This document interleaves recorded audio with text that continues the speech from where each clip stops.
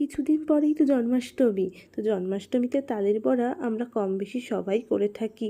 তার জন্য আমি কি করে করেছিলাম প্রথমবারের জন্য সেটা তোমাদের সাথে শেয়ার করছি। প্রথমে তালের পাল্পটাকে ভালো করে বের করে নিয়েছি। আমি এখানে 1 কাপ মতো পাল্প নিয়েছি। তার মধ্যে অল্প একটু লবণ, 1/2 কাপ মতো চিনি, 1/2 কাপ ময়দা, 2 চামচ সুজি আর একটু নারকেল কোড়া, সেটাও 1/2 কাপ নিয়েছিলাম। দিয়ে ভালো করে মিশিয়ে আধ ঘন্টা মতো ঢাকা চাপা দিয়ে রেখে দিয়েছিলাম। আর প্রথমে কড়াইটাতে দিয়ে ভালো করে গরম করে নিয়ে অল্প অল্প করে ছোট ছোট করে দিয়ে দিয়েছিলাম। ভালো করে তেলটা গরম করতে হবে।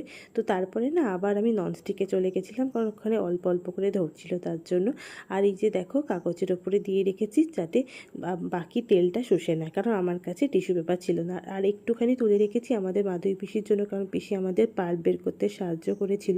আর বাকি যেটুকু করছি সেটা বাড়ির জন্য আর মা আমার জন্য। তো চলো আজকের মতো টাটা।